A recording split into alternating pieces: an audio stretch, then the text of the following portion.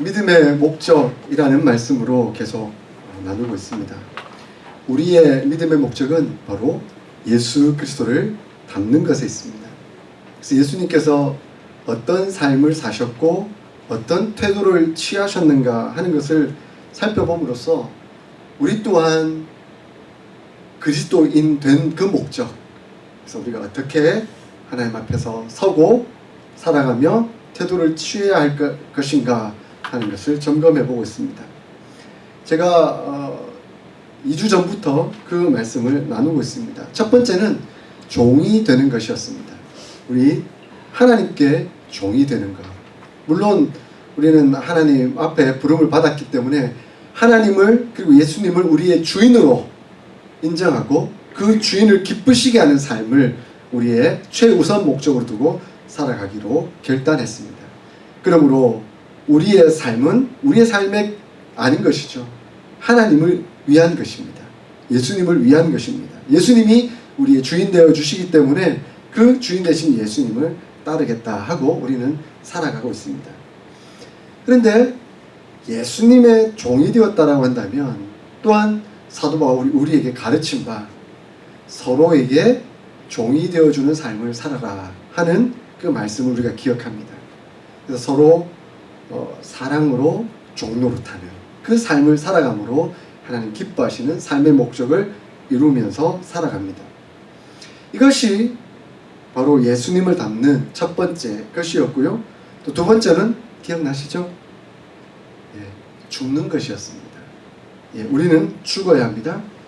바로 세상에 대해서, 죄에 대해서 죽는 것입니다. 이것은 곧 우선순위를 또한 말씀드리는 것이다 라고 말씀드렸습니다.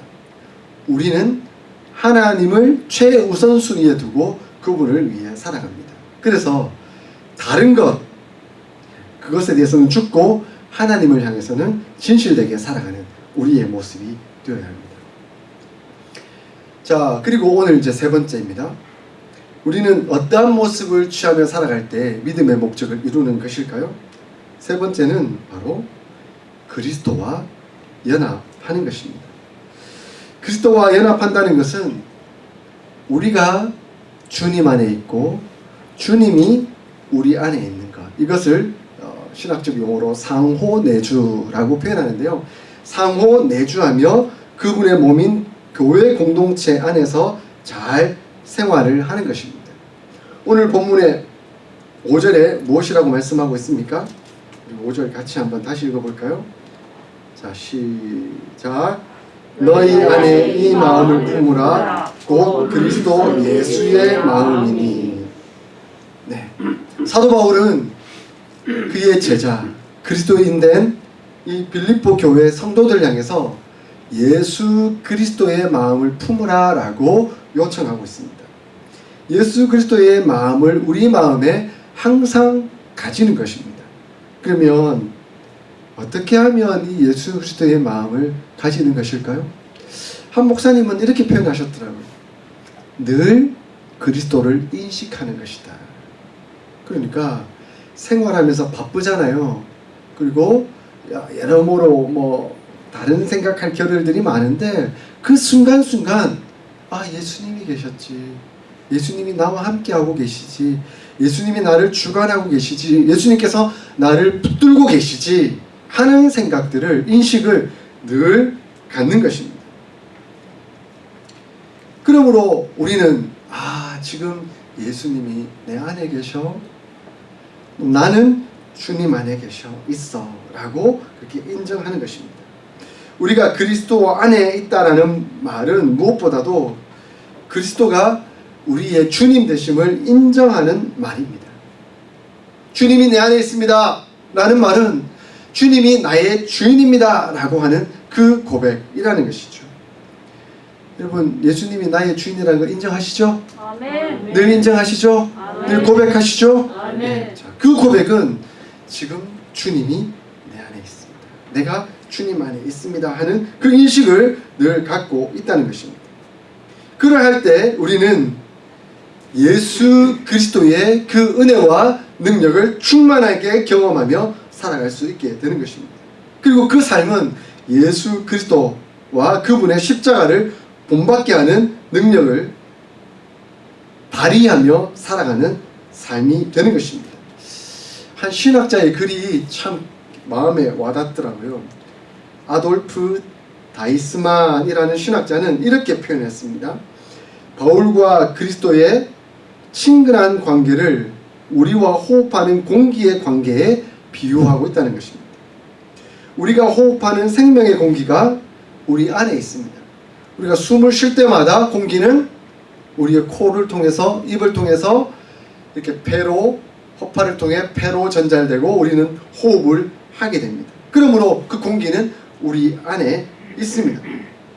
그 공기가 우리 안에 들어와 우리를 채우지만 동시에 우리가 이 공기 안에 살고 있고 이 공기를 호흡하고 있습니다. 그와 마찬가지로 우리는 예수 그리스도 안에 있고 그 예수 그리스도를 호흡하고 있으며 그 호흡된 예수 그리스도는 우리 안에 들어와 우리를 살리시고 붙드시고 주관하시고 역사하고 계신다는 것입니다. 아멘. 그러므로 바울이 예수 그리스도 안에 있고 그리스도가 바울 안에 있는 것처럼 우리 또한 예수 그리스도 안에 있고 그리스도가 우리 안에 있습니다. 이것이 바로 상호 내주 개념입니다. 기억하십시오. 우리는 예수 그리스도와 상호 내주하고 있습니다. 우리 안에 예수님이 계시고 우리가 또한 예수님 안에 있습니다.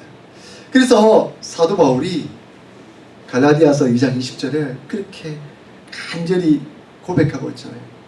내가 그리스도와 함께 십자가에 못 박혔나니 그런즉 이제는 내가 산 것이 아니요 오직 내 안에 그리스도께서 사시는 것이라.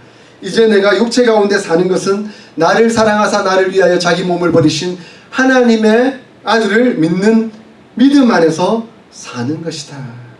그렇게 고백하고 있습니다. 이 사도 바울의 고백은 또한 우리의 고백입니다. 내 안에 누가 계시죠? 예수님이 계십니다. 나를 위하여 죽으신 그 예수님이 내 안에 계십니다.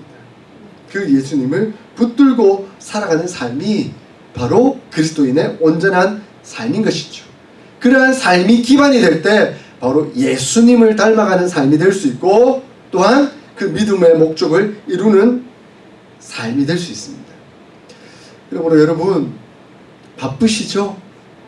힘드시죠? 우리의 인생살이라는 게 그렇게 녹록하지 않고 쉽지 않은 것 같습니다.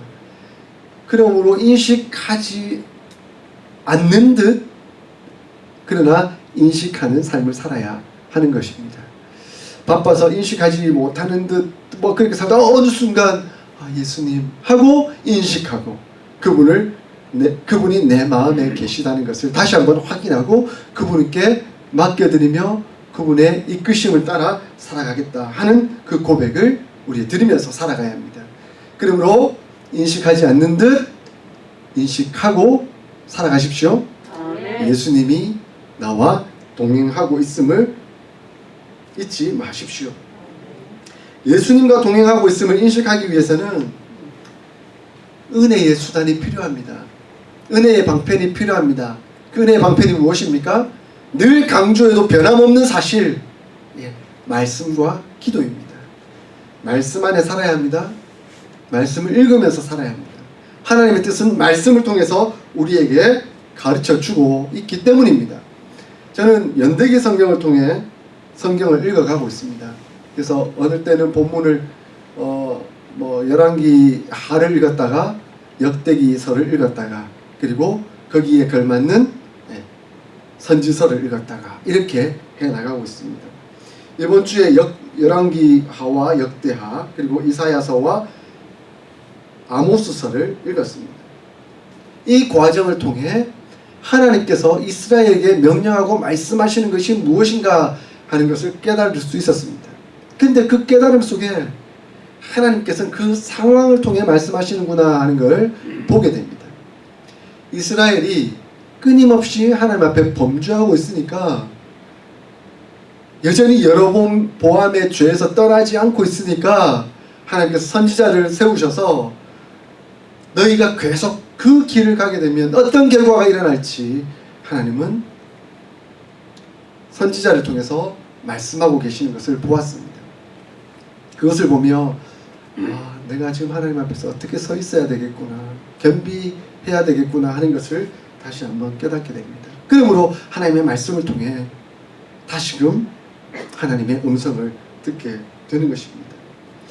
한 주간 말씀 앞에 얼마나 쓰셨는지요? 설교를 듣는 것도 중요한데요, 하나님 말씀 앞에 직접 서는 것도 굉장히 중요합니다. 그래서 내가 직접 하나님 말씀과 대면하는 시간을 늘 가지려고 애를 쓰셔야 합니다. 그래서 제가 지난주에 하루에 한 4장 정도는 읽으면 1년에 1독 한다라고 말씀드렸잖아요. 그래서 1년에 1독은 반드시 하겠다라고 목표를 두시고 이렇게 계속 읽어 나아갔으면 좋겠습니다. 또한 기도해야 합니다. 기도는 호흡입니다. 성경이 말씀하고 있잖아요. 기도는 우리의 호흡이다.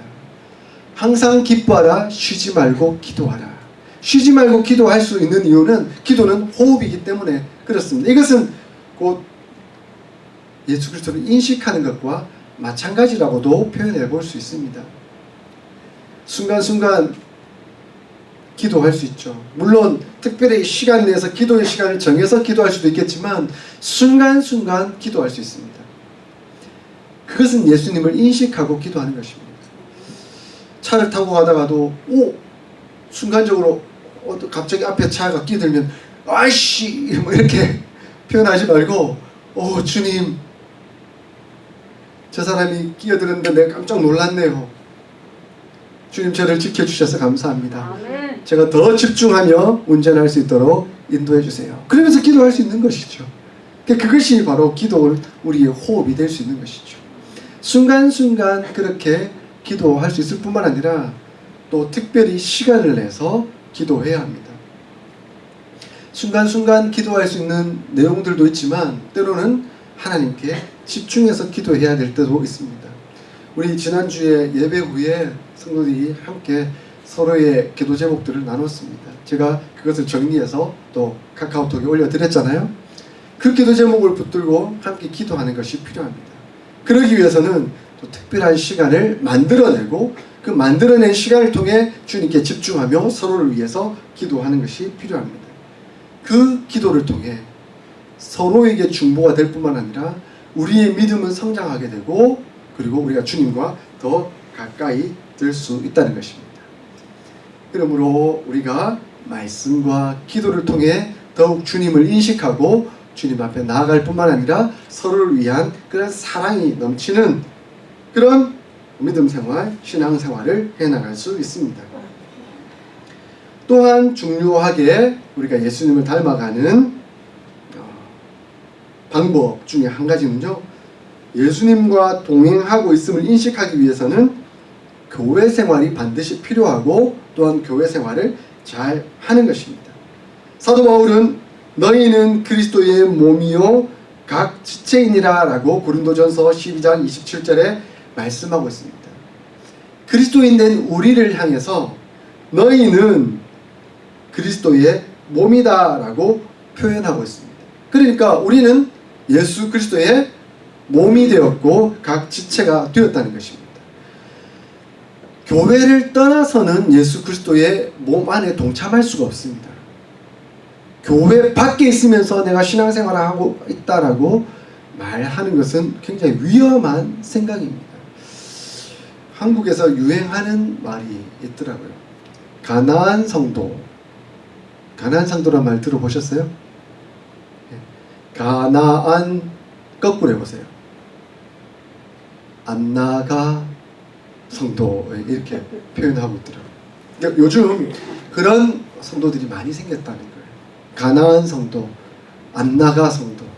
교회 예수님을 믿고 하나님을 믿긴 믿는데 교회를 안 나간다는 거예요. 교회 갔더니 목사님한테 실망하고 성도들 서로 간에 실망하고 내한테 별로 유익이 안 되더라. 그래서 나는 하나님 믿고 또 예수님을 믿긴 하지만 유튜브 보면서 좋은 목사님 설교나 듣고 그래서 뭐 필요하면 온라인 헌금으로 기부단체에 헌금 좀 하고 나는 그렇게 신앙생활 해나갈 거야. 상처받은 마음은 참 안타깝고 가슴 아픈 일이지만 교회라고 완전할 수 없죠. 근데 그 속에서 하나님의 은혜와 사랑을 느껴야 합니다. 그래서 사도 바울은 우리를 향해서 각 지체라고 표현하고 있지 않습니까? 로마서 12장을 통해서 우리는 각 지체이고 은사를 따라 교회를 섬기며 역할을 하고 있다라고 설명하고 있습니다. 그런데 각 지체가 각 지체의 그 충실한 역할을 감당하면 되는데 그 충실한 역할을 감당하면서 남을 자꾸 보고 비판하게 되는 거예요.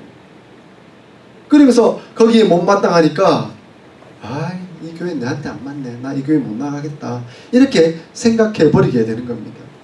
이것은 신앙생활의 목적이 주님께 있는 것이 아니라 나에게 있는 것이죠. 내가 편하고자 내 유익과 만족을 누리고자 교회 나왔는데 그게 뜻대로 안 되니까 나 교회 안 나가, 이렇게 해버리는 것이죠. 그것은 하나님이 주인 되시는 그 교회가 아니라는 것입니다. 우리는 이것을 주의해야 합니다. 그래서 사도 바울은 우리를 향해서 너희는 각 지체이고 그 지체의 역할을 충실히 감당하는 것이 필요하다라고 말씀합니다. 예수님도 오른손이 하는 것을 왼손이 모르게 하라라고 말씀하셨잖아요.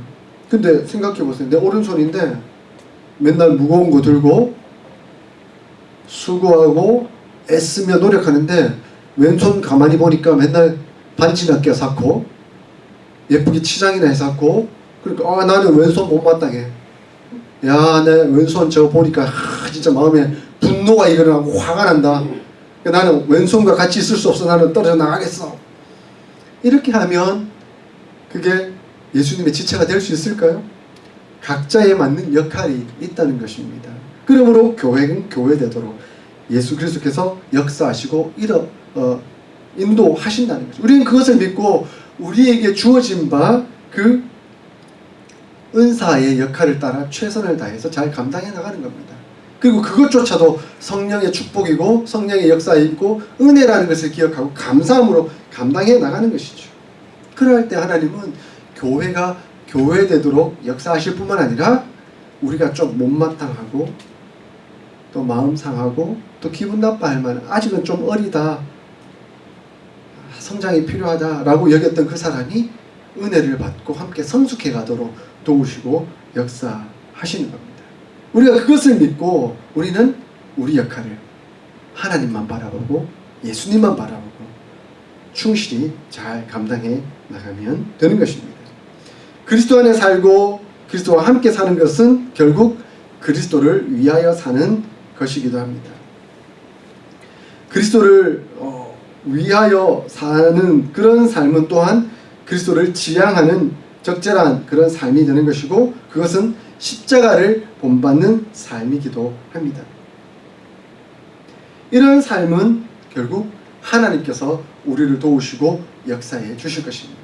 이런 삶은 우리가 희생하고 낮아지고 지체로 섬기고 헌신하고 그랬을 때 하나님은 우리를 높이시고 주관하시고 역사해 주실 것입니다.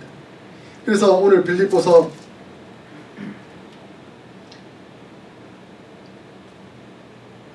2장 9절 10절 같이 한번 읽어볼까요?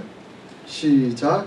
이러므로 하나님이 그를 지극히 높여 모든 이름 위에 뛰어난 이름을 주사 하늘에 있는 자들과 땅에 있는 자들과 땅 아래에 있는 자들로 모든 무릎을 예수의 이름에 꿇게 하시고. 자, 여기 9절 10절의 주체는 누구이십니까? 바로 하나님이십니다. 자, 그 전절까지는 예수님이 주체셨어요. 예수님이 종의 형체를 입으시고 죽으셨어요. 낮아지셨어요. 만약에 예수님이 자기 유익과 만족과 이기적인 부분들을 생각하셨다면 우리 인간들을 위해서 십자가에 못 박혀 죽으시지 않으셨을 거예요. 그 고통을 감내하지 않으셨을 거예요. 그러나 예수님은 하나님의 뜻에 순종하셨고 그리고 우리 인간들을 사랑하셨기 때문에 친히 종이 되어주셨고 죽기까지 하나님께 복종하셨고 자기 몸을 사랑으로 내어주셨습니다. 그런데 이제 그 예수님은 예수님의 역할을 충실히 감당하고 나니까 하나님이 주체가 되셔서 그 죽으신 예수님을 부활시키셨습니다. 다시 살리셨습니다. 그리고 영광에 이르도록 인도하셨습니다. 세상의 모든 것들이 예수님의 무릎 앞에 무릎 꿇도록 도우시고 역사하셨다는 것입니다. 이것은 하나님의 역할입니다. 그러므로 오늘 본문을 통해서 우리가 교회가 교회되도록 하는 것은 우리는 우리 역할에 충실하는 겁니다. 하나님 은혜 앞에 서는 겁니다. 그래서 각양 받은 은사를 은사대로 충실히 감당했을 때 하나님께서 착하고 충성된 종아, 너는 너의 역할을, 너의 은사를 충실히 잘 감당하였도다. 그러므로 내가 너를 영광의 자리로 이끄노라 라고 하나님 말씀하시는 겁니다. 근데 우리가 스스로 자꾸 내가 이렇게 노력하고 그 영광을 내가 취해야지. 근데 그 영광은 안 나타나고 자꾸 고생만 되고 아프고 힘들기만 하니까 뭔가 억울하게 느껴지는 거예요. 그러니까 왜 영광은 없고 자꾸 힘들고 어려운 거야. 아이고 내 마음에 안 맞네. 내 못해먹겠다 이런 생각이 들게 되는 것이죠. 영광은 하나님이 주시는 건데 내 스스로 자꾸 영광을 취하려다 보니까 교회가 못마땅해지고 마음이 상하게 되고 힘들어지는 것이죠. 그것은 올바른 신앙생활이 될 수 없습니다. 그래서 겸손함으로 하나님 앞에 나아가서 내게 주어진 바 그 은사에 따라 교회를 잘 섬길 때 결국 하나님께서 영광 가운데 이끌어 주시고 도와 주실 것입니다. 우리 그 믿음을 가지고 충성스럽게 교회를 섬겨나갈 때 하나님은 도우시고 역사해 주실 것입니다. 이 과정을, 이 코로나 과정을 거치면서 저는 우리 교회가 얼마나 위대한 교회인지를 느끼고 있습니다. 작지만 강한 교회, 하나님이 쓰시는 교회, 어스틴 사랑의 교회가 바로 그러한 교회라는 것을 믿습니다. 지금 한국도 그렇고요, 미국도 마찬가지지만 이 모이기가 너무 힘들어요. 물론 주의를 요한다라고 하는 것은 긍정적인 측면이지만 이 기회를 틈타서 야 교회 안 나가니까 편하다라고 말하는 분들도 많이 생겼다고 하더라고요. 이 얼마나 안타까운 일입니까? 모이기를 패하는 어떤 사람들의 습관과 같이 하지 말라라고 사도 바울을 통해서 예수님은 우리에게 말씀해 주셨습니다. 하나님은 우리에게 말씀해 주셨습니다. 그러므로 우리는 모이기 힘써야 되죠. 그런데 우리는 또 각별히 노력할 것은 해야 되겠죠. 그런데 영광스러운 예배에 참여하는 게 얼마나 소중한지 우리는 그것을 깨닫고 느껴야 합니다. 제가 대학 1학년 때, 학부 1학년 때 선배들과 함께 그 무교회 지역에 전도 봉사를 나간 적이 있었습니다. 경남 하동군 진교면 월운리라는 지역에 이제 봉사를 나갔습니다. 그곳에 교회당 건물은 하나 있었어요. 정말 시골 교회. 근데 목회자가 없는 거예요. 성도들도 없는 거예요. 근데 애들만 몇 명 줄여서 나와가지고 뭐 이렇게 이끌면 섬길 수 있는 그런 지역이었어요. 아무 목회자가 없다 보니까 안타까운 거예요. 그래서 선배들과 제가 마음을 합해가지고 그 지역에 봉사를 나가게 됐습니다.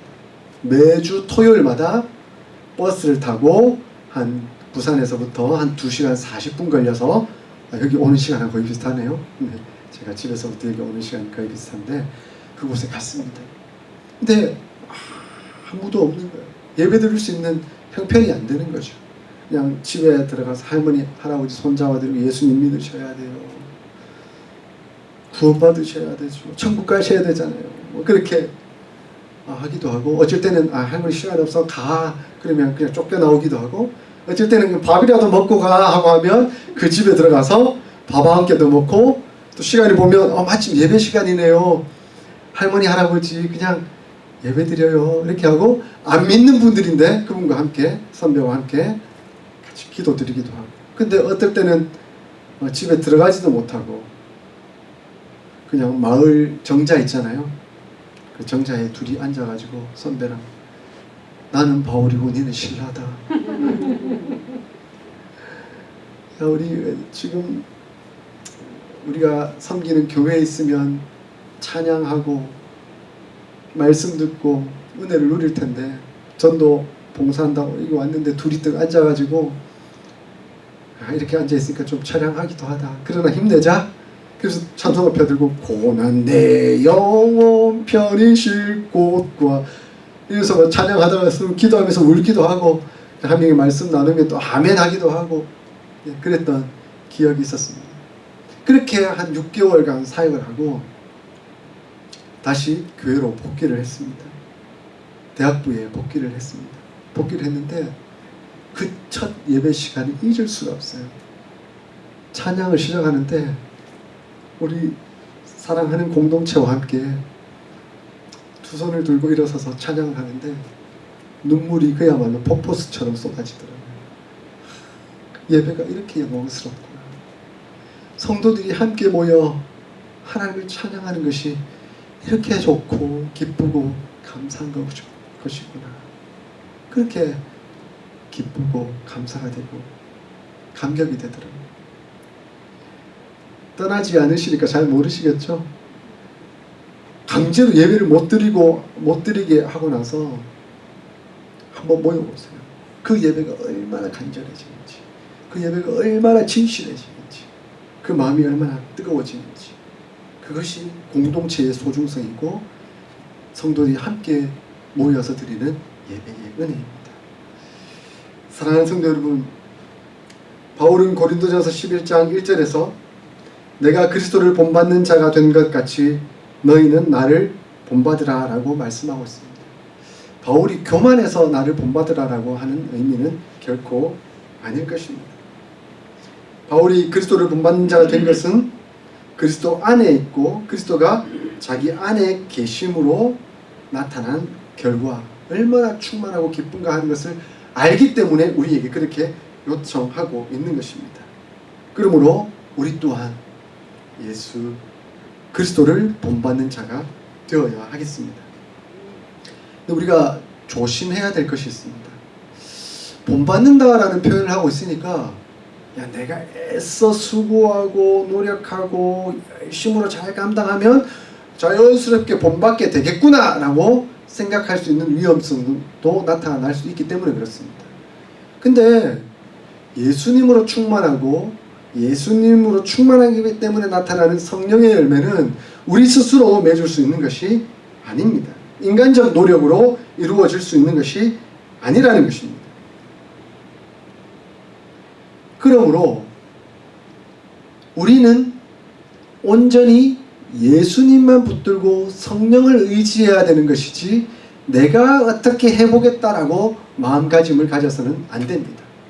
내가 어떻게 해보겠다라고 마음가짐을 가지는 그것이 교만이고, 그리고 거기에 충만해지면 결과를 얻든지 못 얻든지 간에 부정적인 상황이 나타납니다. 결과를 얻으면요, 야, 내가 노력했더니 되더라 하면서 교만해지는 것이죠.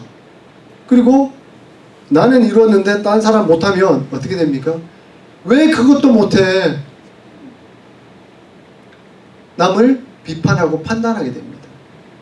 그리고 정죄하게 되죠. 나는 해냈는데 왜 당신은 그렇게 못합니까? 라고 말을 하게 되는 것이죠. 근데 또 한편으로 보면 자기가 애써 수고하고 닮으려고 노력해봤는데 안 되니까 에이, 난 안 되는 것보다 비관주의에, 패배주의에 빠져버리는 거죠. 그래서 실패했다, 난 안 돼 라고 그냥 놓아버리는 거죠. 그런 위험성에 빠져들게 됩니다. 그러므로 우리가 할 수 있는 것, 해야 하는 것은 온전히 예수님 안에 있는 것입니다. 예수님만 붙드는 것입니다. 그래서 요한복음 15장에 나는 포도나무요 너희는 가지니 라고 예수님 말씀하셨습니다. 가지에서 열매가 맺죠? 근데 그 열매 맺는 게 가지 스스로 때문입니까? 아니면 나무 때문입니까? 나무 때문입니다. 예수님 때문입니다. 결코 가지 스스로 맺는 것이 아닙니다. 그러므로 내가 열매 맺었다고 해서 교만할 필요도 없고, 잘 못 맺었다고 해서 낙담하거나 좌절하거나 낙심할 필요도 없습니다. 우리는 다만 예수님 안에 거하도록 노력하면 됩니다. 예수님, 예수님, 예수님. 나는 예수님만 붙들며 살아가겠습니다. 그렇게 고백하며 나아가면 됩니다. 그것이 바로 진실된 그리스도인의 삶의 모습입니다. 사랑하는 성도 여러분, 제가 지난 3주 동안 믿음의 목적, 바로 십자가를 본받는 삶이 되어야 한다. 그리고 그 십자가를 본받는 삶은 세 가지로 말씀을 드렸습니다. 첫 번째는 종이 되는 것, 두 번째는 죽는 것, 그리고 오늘 세 번째로는 그리스도와 연합하는 것. 이것을 늘 마음에 새기고 기억할 수 있기를 소원합니다. 이것을 기억하고 또 이대로 순종하고 또 진실된 삶으로 예수님의 참 제자가 되고 성령의 아름다운 열매를 함께 맺어 나갈 수 있는 저와 여러분들이 다 될 수 있기를 주의 이름으로 축복드립니다. 아멘.